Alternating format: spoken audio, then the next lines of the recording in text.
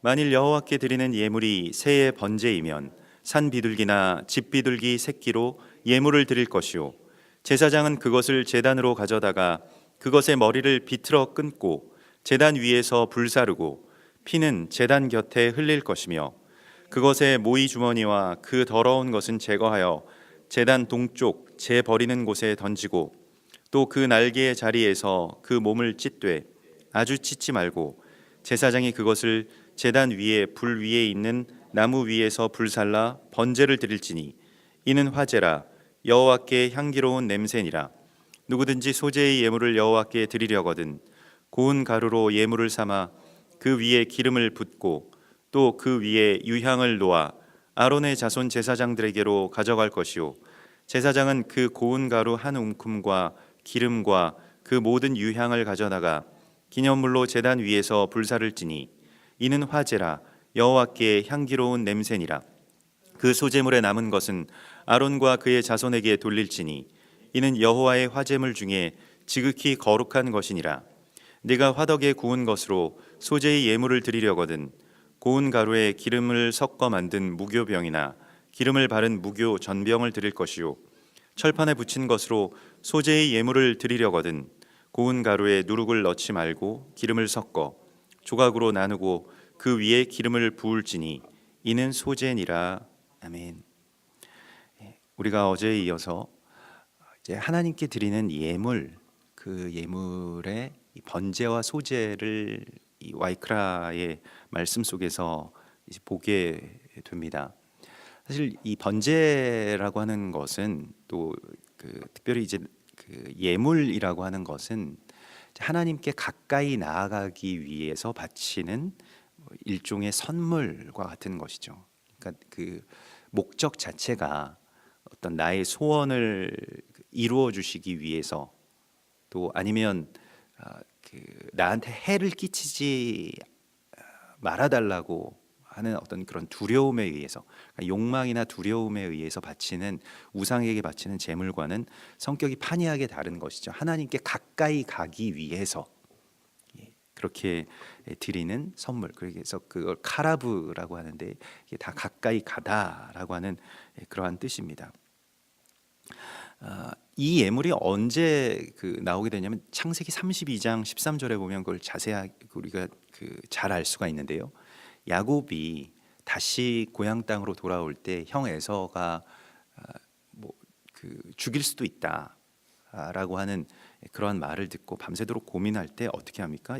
그 창세기 32장 13절에 야곱이 거기서 밤을 지내고 그 소유 중에서 형 에서를 위하여 예물을 택하니라고 되어 있었습니다. 그래서 가까이 가기 위해서 어떻게든 접근하기 위해서 어떻게든 하나님 나라로 들어가기 위해서 드리는 어떤 선물, 그것을 이제 예물이라고 할 수가 있겠고요.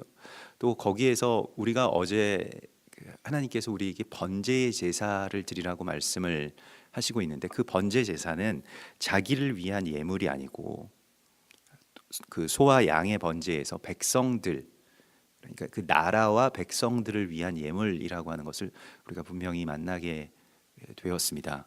그래서 그 예물이 소의 번제, 그 소와 이 양이라고 하는 것이 다 이제 의미적으로 그 나라와 백성들을 위해서, 또 양도 그냥 일반적인 그 양 한 마리를 드릴 때의 그 양의 제물이 아니고요. 그 존이라고 하는 것은 이제 양떼들이라는 그런 뜻입니다. 그래서 온 백성을 위한 제사, 또 온 열방과 나라를 위한 제사를 드릴 때 보통 일반적으로 이러한 그 소와 양의 제사를 하나님께 드리게 됩니다. 그래서 이것은 하나님께서 우리를 제사장으로서 부르셨다라고 하는 것을 분명하게 말씀하고 있는 것이고요. 우리 레위기 전체의 부르심이라고 하는 것은 우리를 제사장 삼으셔서 또 이스라엘을 제사장 삼으셔서 열방의 제사장으로 또 우리에게 맡겨주신 사람들과 그 땅을 위한 제사장으로서 우리가 서게 될 때, 그리스도 예수와를 대신해서 그곳에 위임돼서 서게 될 때 그 땅이 변화되고 또 그 땅을 책임지는 그러한 그 삶으로 우리를 이끄시는 것입니다. 그래서 오늘 이 말씀 속에서는 이제 어제의 그 아주 큰 제사, 그러니까 뭐 나라와 열방과 백성들을 위한 그 제사와 아주 확연하게 대비되는 제사가 나오게 되는데, 바로 비둘기를 드리는 제사입니다. 그래서 그 번제 가운데서 이 크기의 차이가 이 소 옆에 비둘기를 눕혀 놓았다라고 생각을 해보면 이제 굉장히 어찌 보면 미약한 자의 제사일 수 있을 것입니다. 실제로도 극빈자들의 예물이 이제 비둘기였죠. 양을 바치기 어려운 그런 그 극빈한 사람들. 이 양이라고 하는 것이 또 그냥 한 사람이 이렇게 드리는 예물인 경우도 있지만, 일반적으로 양 한 마리를 잡을 때에 그 유월절에 보면 그 한 가정, 그게 뭐 당시에는 한 10명, 뭐 20명 이 정도 되는 그러한 작은 공동체를 이루면서 살았는데, 그 가정이 한 마리 정도의 양을 이제 바치게 됩니다. 그런데 뭐 개인이라면 좀 이야기가 다를 수 있겠습니다만은, 한 가정에서 비둘기 한 마리를 드릴 정도로 가난한 그러한 이 사람들의 예물이 바로 이 비둘기의 제사였던 것이죠. 예수님께서도 예수와의 가정도 이 비둘기로 그렇게 제물을 바치는 그러한 장면이 신약 성경에 나와 있습니다. 근데 산비둘기, 그 새의 번제이면, 그러니까 그 새를 드릴 때에 산비둘기나 집비둘기 새끼로 예물을 드리라, 이렇게 말씀을 하시고요. 이 산비둘기라고 하는 것은 토르라고 하는데요. 이 토르는 하나님께서 너무너무 사랑하실 때에 쓰는 말입니다. 그러니까 이게 그 사랑하는 사람을 찾아서 정처 없이 헤매다라고 할 때 이 토르라고 하는 말을 씁니다. 그리고 왜 그렇게 찾아 헤매냐면, 그게 이제 나중에는 계승이라고 하는 뜻을 갖고 있는데, 어떤 끈으로 연결되어 있다. 뭐 우리가 그 어떤 사랑의 대상, 또 뭐 우리의 배우자라든가 우리의 자녀들이라든가 우리의 동역자들을 이렇게 만나게 되는, 또 결국에는 그리스도 예수와를 만나게 되는 바로 그 이야기, 아가서에서도 그래서 신부의 모습이 비둘기의 그 이름으로 많이 불리게 되죠. 토르라고 하는 것이 가장 사랑하는 자를 그렇게 지칭하는 그런 애칭이 되겠습니다. 그래서 그 아주 사랑스러운 그 하나님의 백성으로, 또 하나님의 그 대상으로서, 또 우리가 하나님을 바라보고 또 하나님께서 우리를 바라보는 그러한 연결, 사랑으로의 연결의 제사가 비둘기의 제사라고 할 수가 있겠습니다. 아가서 5장 2절에 보면 나의 사랑, 나의 비둘기, 나의 완전한 자야, 문을 열어다오, 이렇게 말씀하시죠. 그래서 우리를 찾아 헤매시는 그리스도 예수와의 모습이 바로 이 비둘기의, 특별히 이 산비둘기라고 번역되어 있는 이 토르에 들어가 있는 그 의미입니다. 그러면 이 집비둘기는 무엇이냐면, 그 집비둘기는 요나라고 하는 뜻을 갖고 있습니다. 그 선지자 요나의 이름이 바로 이 이름과 같은 것인데요. 선지자 그 요나는 이 집비둘기라고 하는 뜻을 갖고 있습니다. 그래서 이것은 그 아주 열렬한 사랑, 아주 끓어오르는, 하나님께서도 내가 너희를 생각할 때 내 창자가 끓어오르는 것 같다라고 할 때, 이게 막 무언가 내 안에서 부풀어서 터질 듯이 끓어오르는 것을 이제 아인이라고 하는데, 여기서 나온 말이 요나입니다. 그러니까 이 하나님을 향한 아주 뜨거운 사랑, 열정적인 사랑, 또 하나님께서 우리를 바라보실 때에 창자가 끓어오르는 것 같은, 내가 막 그걸 어떻게 주체할 수 없어서 그 기쁨과 사랑을 주체할 수 없는 어떤 그런 상태를 이제 요나라고 하는 것이죠. 그래서 이 제사는, 이 번제의 제사든 이 모든 제사에는 우리가 하나님을 사랑하는 사랑의 고백임과 동시에 또한 하나님께서 우리를 정말로 정말로 사랑하시는 그 사랑을 만나게 되는 기쁨입니다. 그래서 이러한 그 집비둘기와 또 산비둘기를 하나님 앞에 드리라고 그렇게 말씀을 하시죠. 그런데 제사장은 그것을 제단으로 가져다가 그것의 머리를 비틀어 끊고 제단 위에서 불사르고 피는 제단 곁에 흘릴 것이며 이렇게 되어 있습니다. 그래서 이제 완전한 죽음을 이제 선포하고 또 머리를 비틀어 끊는다라고 하는, 우리가 볼 때 굉장히 잔혹한 그런 모습으로 보입니다만, 제사라고 하는 것은 대부분 다 이런 잔인한 모습이죠. 오늘날의 관점으로 볼 때는 유목민들에게 있어서는 크게 이 잔인한 장면이 아니고 그냥 일상적인 어떤 일상의 마치 농부가 추수하는 것과 같은 어떤 그러한 삶의 일부였겠지만요. 오늘 우리가 볼 때는 그렇습니다. 이 머리를 비틀어 끊는다라고 하는 것이 표현이 좀 그렇습니다만은, 그러나 우리가 그리스도 예수와를 머리로 모시고 또 그의 몸으로서 완전하게 연합하게 되는 것이 이 아가서에서 그 사랑하는 자, 그 신랑과 신부가 만나게 되는 이야기, 또 교회가 그리스도 예수와를 온전하게 머리로 모시고 연합하게 되는 이 말씀과 그대로 일치되는 어떤 그러한 성취라고 할 수가 있겠습니다. 그리고 그것의 모이 주머니와 그 더러운 것을 제거하여 제단 동쪽 재버리는 곳에 던지라고 말씀하시죠.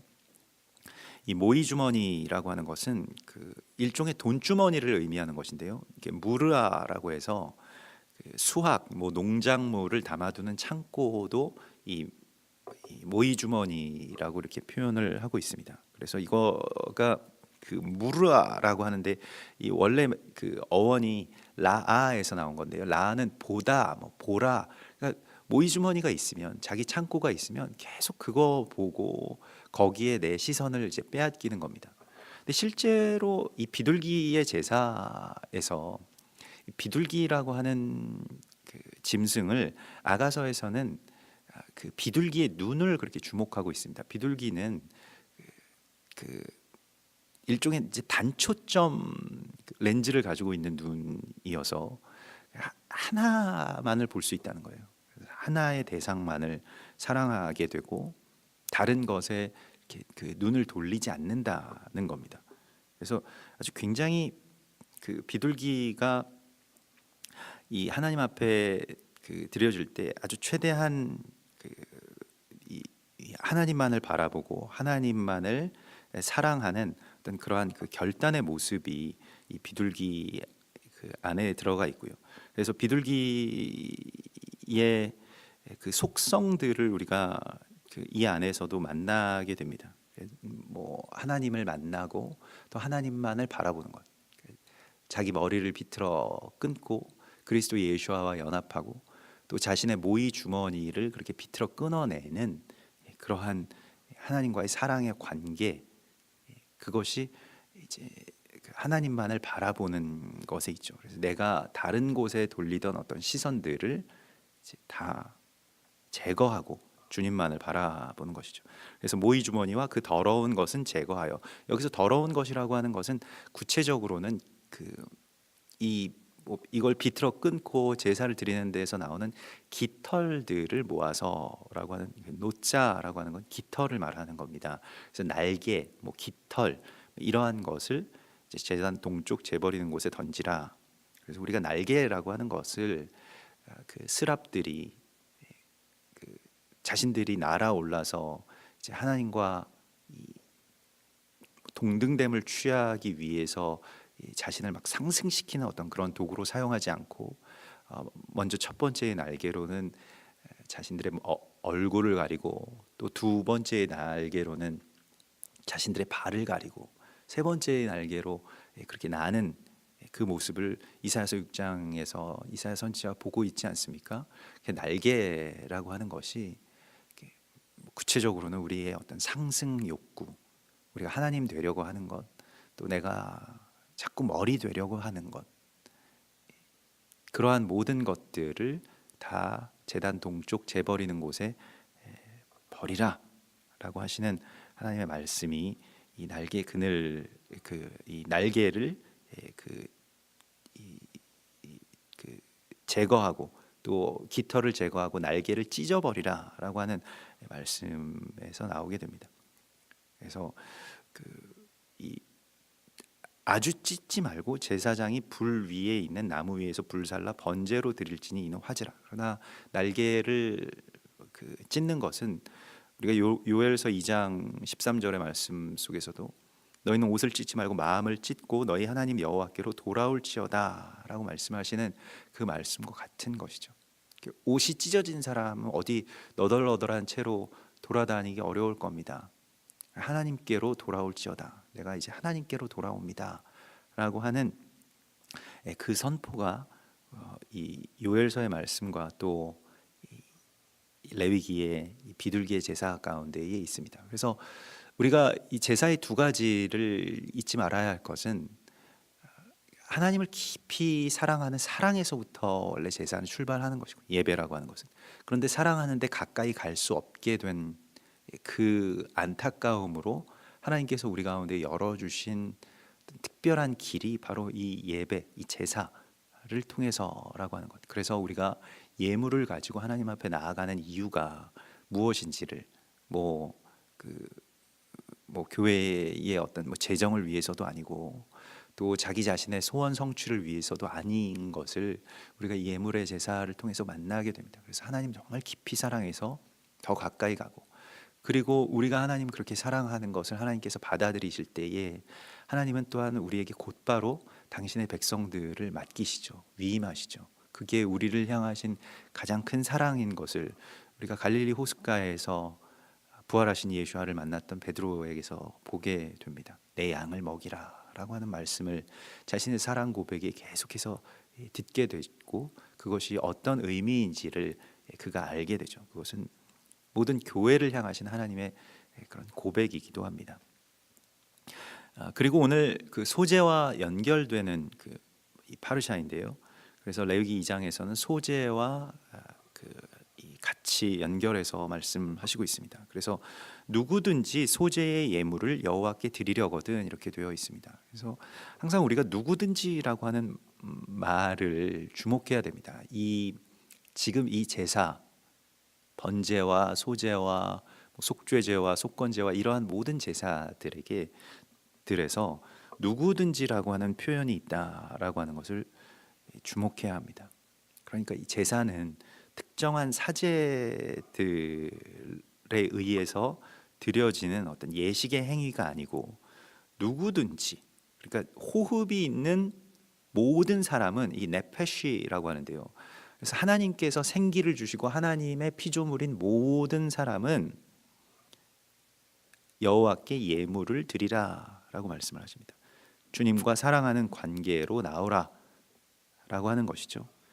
그래서 고운 가루로 예물을 삼아 그 위에 기름을 붓고 또 그 위에 유향을 놓아 이렇게 됩니다. 그래서 소재는 이제 민하라고 하고요. 이 민하라고 하는 것은 무언가를 분배하다 혹은 헌물을 드리다 이런 뜻입니다. 곡식의 열매를 하나님 앞으로 이렇게 떼어서 이게 분배하다라고 하는 것은 사람들에게 막 분배해 준다라고 하는 것보다는 먼저 떼어서 하나님께 이것을 드린다는 겁니다. 농부에게 있어서는 가장 귀한 것이 자신의 열매죠. 자신이 땀 흘려서 수고하고 또 수확한 이 열매를 처음 어디에다가 떼어서 사용하는가라고 하는 것에서 이걸 먼저 떼어서 그래서 하나님 앞에 드린다라고 하는 민하라고 하는 제사를 드리게 됩니다. 우리가 안식일에 먹는 할라빵도 이 할라 이렇게 하면 이제 따로 떼어서 하나님 앞에 바친다라고 하는 그 의미를 갖고 있는 것처럼 제사장의 몫으로, 그것은 특별히 제사장의 몫으로 바친다는 의미를 갖고 있는데요. 이 민하라고 하는 이 소재의 제사가 바로 그러한 의미를 갖고 있습니다. 그래서 그것을 드릴 때에 특별히 고운 가루로 드리라 라고 말씀을 하십니다. 고운 가루를 예물로 삼으라고 말씀을 하시죠. 고운 가루는 이제 소레트라고 하는데 뭐 우리 한국말과 꼭 같습니다. 그 도정하다, 그러니까 껍질을 벗기다라고 하는 그런 뜻입니다. 그래서 마치 연단한 금과 같이 이 말을, 그래서 고운 가루라고 하는 말을 정금이라고 하는 그러한 말로도 쓰입니다. 나중에 그 에스겔서 16장 13절에 보면 그 금을 뜻할 때, 그러니까 완전히 잘 이 연단된 그 금을 뜻할 때 이 소레트라고 하는 말을 쓰기도 합니다. 그래서 이게 고운 가루라고 하는 것이 정말로 정제되고 계속해서 내 껍질이 벗겨지고 한 번 깎았느냐, 뭐 두 번 깎았느냐 이런 게 있지 않습니까? 우리가 그 쌀을 뭐 도정하는 그러한 모습 속에서도, 그래서 그 껍데기를 계속해서 내 안에서 갈아내는 것이죠. 한 번에 그 껍데기가 쭉 벗겨지면 얼마나 좋겠습니까마는 이게 자꾸 마찰에 의해서 갈아지는 것입니다. 껍데기가 점점 사라지게 되는 것이죠. 이것은 우리가 서로 맞부딪힐 때에 일어나는 일들이 되겠고요. 그래서 사람들과 더불어서 살아간다는 것, 때로는 내 껍데기가 벗겨지는 것과 같이 불편하기도 하고, 뭐 불필요한, 우리가 항상 그런 말을 하지 않습니까? 불필요한 마찰이다라고 하곤 하는데, 그러나 그러한 과정들을 하나님 안에서 잘 소화하게 되면 이것이 이제 고운 가루가 될 때까지, 고운 가루는 자기 소리를 내지 않습니다. 정말로 그러한 그 고운 가루, 곱다라고 이렇게 표현을 하는 게 참 우리 말로 너무 좋은 표현인 것 같습니다. 그러니까 정말 잘 모든 껍데기가 잘 벗겨지고 정말 잘 갈려진 것을 참 곱다라고 하는, 참 아름답다라고 하는 그런 표현으로 우리말에서 이렇게 쓰는 것이 참 좋은 표현이라고 생각이 되는데요. 고운 가루로 예물을 삼아 그 위에 기름을 붓고 또 그 위에 유향을 놓아라라고 이렇게 말씀을 하십니다. 기름이라고 하는 것은 뭐 하나님께서 우리 가운데 부으실 때는 위임과 또한 성령의 그런 뜻을 갖고 있습니다만, 우리가 이 예물에다가 부을 때에는 특별히 그 고운 가루에다가 기름을 부을 때는 그 고운 가루들을 이제 뭉치기 위해서입니다. 그래서 그것으로 뭐 과자를 만들거나 뭐 떡을 만들어서 이제 하나님 앞에 드리게 되는데, 그때 이제 기름을 넣게 됩니다. 그러니까 이 기름은 연합의 기름이죠. 그것도 일종의 성령의 기름이라고 할 수가 있겠는데요. 우리가 흩어져 있는 것들을 모아서 또 하나가 되기 위해서 한 마음으로 한 영으로 하나님 앞에 연합해서 나아가게 되는 것, 그게 이제 기름을 바르는 것이고요. 또 유향을 그 위에 놓으라. 유향은 이제 향기를 내게 하는 것인데요. 특별히 이걸 레보나라고 해서 완전히 하얗게 되다라고 하는 그런 뜻입니다. 완전히 하얗게 되다라고 하는 순베개라고 하는 그런 뜻인데, 특별히 이건 그냥 좀 순결한 것과는 좀 더 차원이 다른 건데요. 완전히 창백하게 되다라고 하는 그런 뜻을 갖고 있습니다. 그래서 이것은 다 자아의 어떤 죽음과도 관계가 있는 것이고요. 이게 뭐 속죄하다, 고백하다 이런 뜻을 갖고 있습니다. 그래서 이러한 소재의 제사를 하나님 앞에 바치라고 말씀하시면서, 특별히 그것도 역시 불로 구워서, 불로 태워서 드리는 그러한 제사가 되고 화제가 된다. 그 앞에도 불로 다 제물을 태웠다라고 한다면, 이 소재의 예물도 불로 그렇게 구워지게 되는 그러한 예물이 됩니다. 그래서 먼저는 이제 철판에 붙인 것으로 소재의 예물을 드리려거든 이렇게 되는데요. 2절의 말씀에 보면 아론 제사장들에게로 가져갈 것이요 그 고운 가루로 한 움큼 가져다가 그 모든 유향을 가져다가 기념물로 제단 위에서 불사를 지니 이 아즈카라라고 하는 이거 그 자카르와 연결되는 것이죠. 나를 기념하라라고 하는 말씀과요. 그래서 이는 화제라 여호와께 향기로운 냄새니라 이렇게 되죠. 이게 기념물이라고 하는 것이 이제 그리스도 예수와의 삶을 우리의 삶 속에 채우라고 하는, 또 그렇게 채워주시는 하나님의 은혜를 상징하는 것이고요. 우리가 주의 기념물 된다라고 했을 때 그것은 단순히 주를 기억하는 자가 아니라 그리스도 예수와를 우리의 삶 속에 새기는 것, 이 자카르는 새긴다, 또 수컷이 된다라고 하는 그런 뜻이기 때문에요. 그래서 기념이라고 이렇게 번역을 할 수밖에 없었겠습니다만은 이 자카르라고 하는 것은 그 의미적으로는 항상 뭐 기억, 기념 이런 말들이 나올 때 이 자카르는 그리스도 예수와의 삶으로의 초대를 우리 가운데 의미하고 있습니다. 그래서 우리가 오늘 이 말씀, 이 소재의 말씀을 통해서 하나님 앞에 우리가 드려진다라고 하는 것이, 기념물로 드려진다라고 하는 것이 그냥 주님을 기억하는 이야기가 아니라 그리스도 예수와의 삶이 되는, 또 그 삶을 내 삶에 채우는 바로 그 지점에서의 제사를 이제 오늘 주님께서는 소재의 제사로서 말씀하고 있습니다. 자기가 곱게 갈려져서 또 성령으로 함께 연합되어서 하나님 앞에, 하나님의 불 앞에, 또 제단 앞에 그렇게 놓여져서 하나님께 기념물이 되는 그러한 제물로서 우리를 부르시고 있습니다. 그래서 또한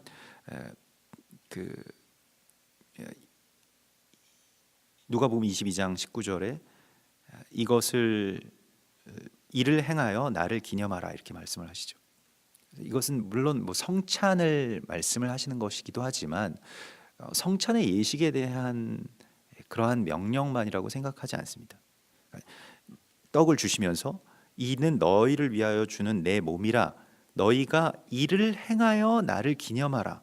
그래서 우리는 성찬식 열심히 하고 그게 이제 카톨릭에서는 그 자체가 구원으로 들어가는 어떤 천국으로 들어가는 예식이라고까지 생각을 해왔습니다마는 말씀을 자세히 보면 떡을 주시면서 이게 내 몸이다. 그러니까 너희도 나의 몸과 같이 행하여서 나를 기념하라라고 말씀하시는 그 말씀입니다. 이렇게 기념이라고 하는 그러한 이 의미 안에 갇혀 있는 것이 아니고 우리의 삶이라고 하는 실천으로 하나님께서 우리에게 그리스도 예수와를 채워주시는 바로 그 이야기인 것이죠. 그것이 예수님의 이야기고 예수님의 삶이 내 안에 들어오셔서 성육신 되시는 바로 그 이야기라고 할 수가 있겠습니다. 그래서 오늘 주님께서는 그 안에 그것을 드릴 때에 누룩을 넣지 말라라고 말씀을 하시는데, 누룩이라고 하는 건 뭐 여러 가지 의미가 있습니다만은 우리 안에서 무언가 아주 작은 가루가 나를 부풀어 오르게 하고 또 온 덩어리에 그것이 퍼져 나가는 어떤 이 파급이 되는 것이죠. 일반적으로는 자기 교만을 그렇게 말씀을 하고 있고요.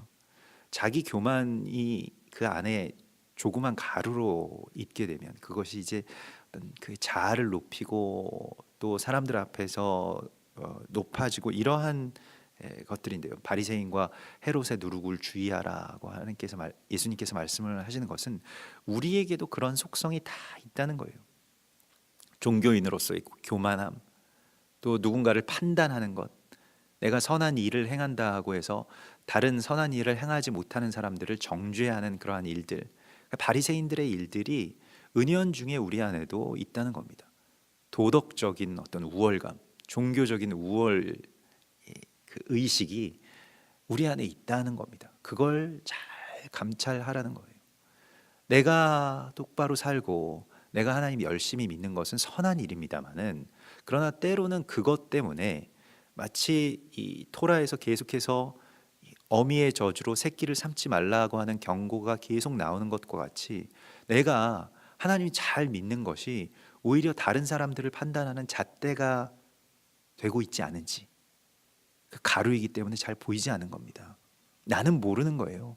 바리새인들이 누가 자신들이 누룩이라고 생각을 했겠습니까? 예수님께서는 누룩이라고 말씀을 하시고 있는 겁니다. 헤롯 왕은 뭐 그렇다고 치더라도요, 헤롯의 누룩이라고 하는 것은 현저하기 때문에, 그러나 우리가 또한 살아가면서 자신의 어떤 삶의 위치나 어떤 상황이나 또 이런 것들 때문에 그런 헤롯의 누룩에 갇히게 되고 그것이 퍼지게 되는 경우도 있죠. 이 누룩을 제거하라고 하는 이 말씀을 그냥 단순하게 우리가 받아들이지 아니하고 우리의 삶 속에서 계속해서 누룩을 찾아내는 것으로, 누룩을 발견하게 되고 또 누룩이 있을 만한 곳을 먼저 선점해서 그곳을 먼저 정결하게 하는 것이, 우리가 무교절에 유대인들이 누룩을 찾아내고 또 누룩 뭐 집안에 뭐 하여튼 의심스러운 것들은 다 꺼내고, 꼭 그게 뭐 먹을 것 그 이스트만이 아니라 좀 발효가 될 수 있는 가능성이 있다라고 하는 것만으로도 그렇게 뭐 빼내죠. 그리고 뭐 집도 뭐 책도 이 무언가 이 곰팡이나 그런 그 누룩의 속성을 갖고 무언가 퍼져 나가려고 하는 것들이 있으면 그것도 다 뜯어내고요, 또 버리고 태우고, 이런 일들을 통해서만 누룩이 제거되는 것입니다. 완전히 정말로 이게 가루여서 그냥 뭐 우리가 용인하면서 살아갈 수 있지만, 그러나 이걸 찾아내고 제거하려고 하면 온 집안을 정말 다 뒤집어 엎어야지 이 일을 할 수가 있는 것이죠. 뭐 구더기 잡으려다가 초가삼간 태운다 이런 말이 있는데요, 실제로 초가삼간을 태워야 이 누룩을 제거할 수 있는 겁니다. 누룩 제거라고 하는 것이 그렇게 쉬운 이야기가 아닙니다. 그냥 그것만 덜어내면 되겠구나. 어떻게 덜어냅니까? 그게 다 퍼져 있는데요. 그래서 이게 어려운 겁니다. 이 제사를 하나님께서 우리 가운데 요구하고 계십니다. 내 안에 있는 누룩이 어떻게 제거될 수 있을까요? 자기 십자가를 통해서만 제거될 수 있는 것이고요,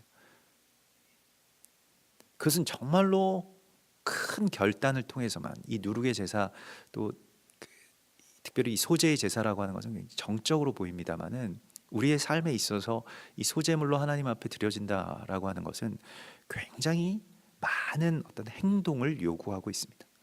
그래서 이 누룩으로 하나님 앞에 그렇게 드리지 말고 누룩을 제거해서 하나님 앞에 나오라고 말씀을 하십니다. 그리고 고운 가루에 누룩을 넣지 말고 기름을 넣어 조각으로 나누고 그 위에 기름을 부을지니 이는 소제라. 그래서 하나님께서 이러한 민하, 소제의 예물로 우리를 받으시겠다라고 말씀하십니다. 우리가 이 와이크라의 이 레위기의 이 제사를 만나면서 그것이 우리의 삶과 어떻게 연결되고 우리의 삶은 어떻게 하나님께 바쳐지는 향기로운 예물이 될 수 있을까, 또 고운 가루가 될 수 있을까, 누룩이 제거된 그러한 삶이라고 하는 것이 어떤 것일까라고 하는 것을 계속해서 묵상하고, 또 우리의 삶의 예배로서 그리스도 예수와가 기념되는, 나타나는, 오늘도 임마누엘 되시는 그러한 통로로서 우리가 살아가기를 소망합니다. 같이 기도하겠습니다. 하늘에 계신 우리 아버지시여, 이름이 거룩히 여김을 받으시오며 나라의 임하옵시며 뜻이 하늘에서 이룬 것 같이 땅에서도 이루어지이다. 오늘날 우리에게 일용할 양식을 주옵시고 우리가 우리에게 죄 지은 자를 사하여 준 것 같이 우리 죄를 사하여 주옵시고 우리를 시험에 들게 하지 마옵시며 다만 악에서 구하옵소서. 대개 나라와 권세와 영광이 아버지께 영원히 있사옵나이다. 아멘.